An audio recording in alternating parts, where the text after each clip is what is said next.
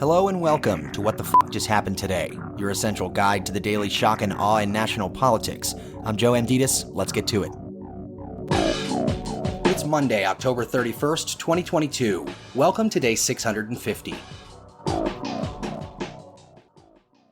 Federal prosecutors charged the man accused of breaking into Nancy Pelosi's home with attempted kidnapping and assault. David DePape broke into the Pelosi's San Francisco home through a glass door Friday morning, attacked her husband Paul with a hammer, and shouted, "Where's Nancy?" DePape told the police he was going to hold Nancy Pelosi hostage and that he wanted to break her kneecaps to send a message to other Democrats. Pelosi was in Washington at the time. DePape brought with him a roll of tape, white rope, zip ties, 2 hammers, rubber gloves, and other items.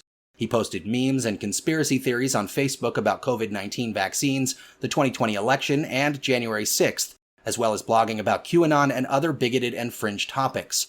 DePape is also facing state charges of attempted murder and other felonies. The attempted kidnapping charge carries a maximum of 20 years in prison and up to 30 years for assaulting an immediate member of a federal official's family and inflicting a serious injury with a dangerous weapon. Pelosi's husband underwent surgery for a fractured skull and serious injuries to his hands and his right arm.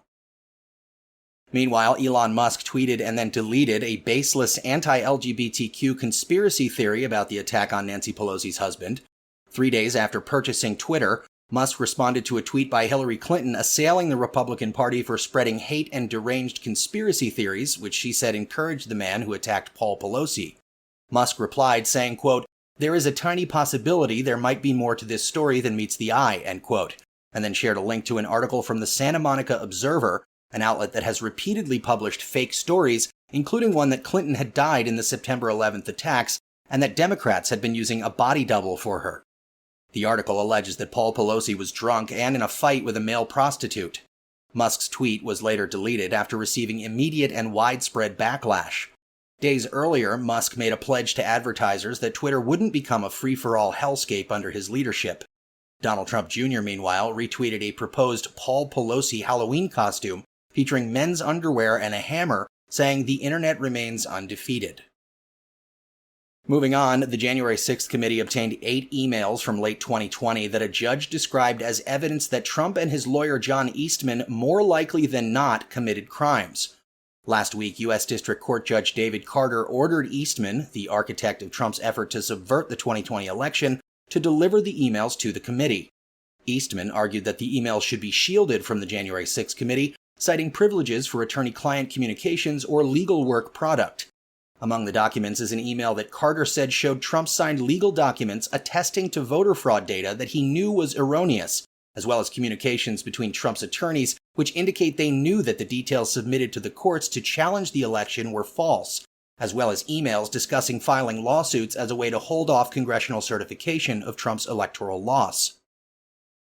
And finally, Trump filed an emergency application asking the Supreme Court to temporarily block Congress from obtaining his previous tax returns. The tax records are set to be turned over to the House Ways and Means Committee this week if the court doesn't act. In 2019, the committee requested Trump's tax returns, citing a federal law that gives the panel the authority to see any taxpayer's documents. The Trump administration, however, refused to let the Treasury Department turn over the records, and since then, lower courts have ruled that the committee has broad authority to obtain the tax returns, rejecting Trump's claims that it was overstepping. And in the polls, Gallup says 49% of voters say the economy is extremely important in their vote for Congress. 42% say abortion is extremely important, followed by 40% who say crime, 38% who say gun policy, 37% who said immigration, and 28% who said climate change is their most important issue. That's all for now. You can find the links and sources for all of these stories on the main website. And as always, visit whatthefjusthappenedtoday.com for the latest news and headlines. Until next time, I'm Joe Amditis.